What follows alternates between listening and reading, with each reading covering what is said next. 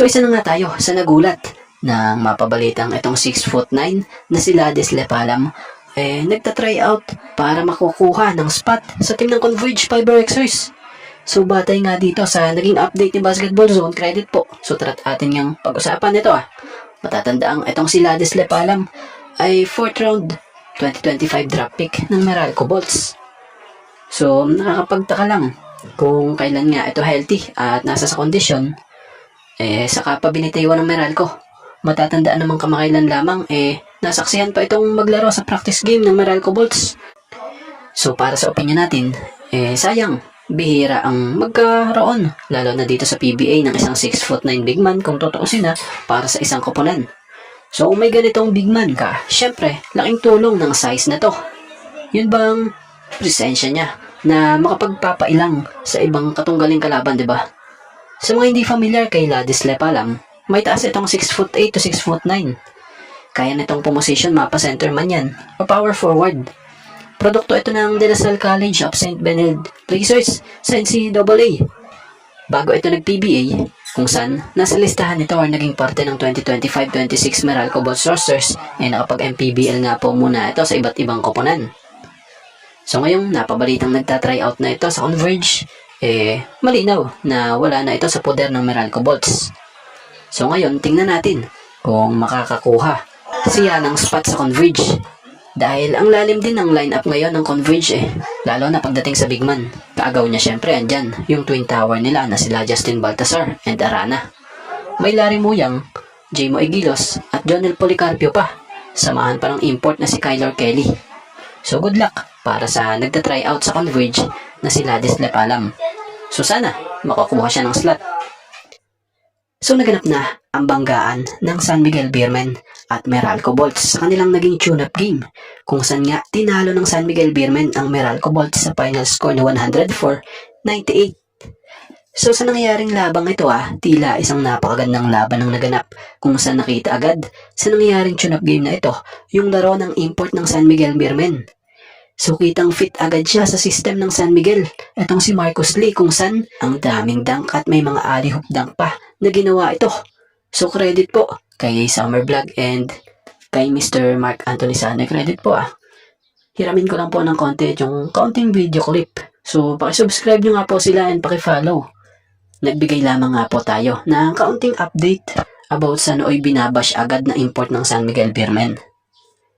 So matatandaan namang si Marcus Lee ang import na napili ng San Miguel Beermen this PBA Commissioner's Cup dahil nga sa hindi nga po available itong SMB Champ import na si Benny Boatwright na kasalukuyang naglalaro nga po sa KBL.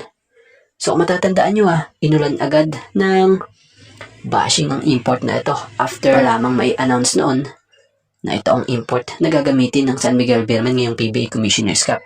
Kesyo wala raw ito tira sa labas. Kesyo sisikip daw ang ilalim dahil dalawa na sila ni Junmar Pajardo na pang ilalim. Pero dyan nga po kayo nagkakamali dahil sa mga hindi nakakaalam may shooting nga po ito sa perimeter.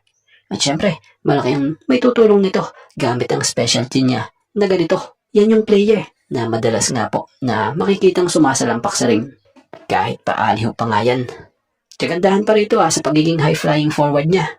Makakatulong ang malakas niyang depensa para sa team ng San Miguel Beermen. Kaya panigurado, ngayon, may mga bashers dyan ng import nito ng San Miguel Beermen. Dahil tune-up game pa lang, nagpakilala na nga ito. So, ano masasabi nyo at opinion nyo sa laro ng San Miguel Beermen import na to na si Marcus Lee? So, kamakailan lamang nga lang, nasubukan ang mas pinalakas na team ngayon ng Converge Fiber Xers kontra dito sa Blackwater Bossing sa isang tune-up game na naganap. Sa Converge, bagamat hindi naglaro ang bagong mga players sa kanilang lineup gaya nila Jonel Policarpio and Calvin Abueva, naramdaman naman yung presensya nitong si Calvin Abueva sa mga teammates niya dahil sa pag-guide din nito. Pero yung Kurt Rayson nga po, kung nakita nyo, talagang sa larong ito mukhang mas napifeel niya talaga na at home siya dito sa Converge. Kita naman sa mga naging laro niya, walang kaba kung pumukol ito. So sa laro nga rin po ito, napansin din na Ang ligsi din ng 7-footer import na ito ng Converge na si Kyler Kelly, kung saan tinapatan niya nga po ng performance ang former veteran NBA player na si Ochefu, ang import ng Blackwater Bossing.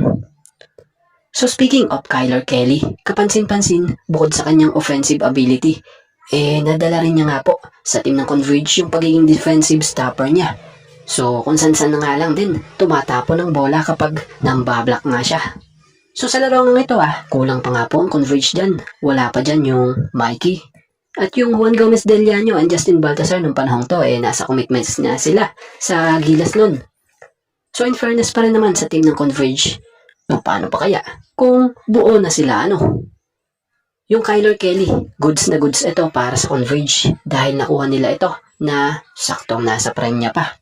28-year-old at former NBA player. Sa totoo lamang naging NBA G League All-Defensive Team ito taong 2024. Kaya naman di na tayo magtataka na dito sa PBA, madala niya yung pagiging mahusay niyang rim protector. So about naman sa naging laro nga po ng Converge Fiber Xers, laban nga dito sa team ng Blackwater Bossing, nakuha nga po ng Converge Fiber Xers ang panalo dito sa final score na 92-87. Kung saan nga po no problem sa Converge ang larong ito kahit pa wala ang ilang key players nila. Kung saan bukod sa Converge import na si Kyler Kelly na nagpakita ng magandang performance, isa nga rin po si Archie Conceição mamada ng maganda pagdating sa puntusan para sa Converge Fiber Xers na tumulak nga para sa kanilang panalo sa tune-up game na ito kontra sa Blackwater Bossing.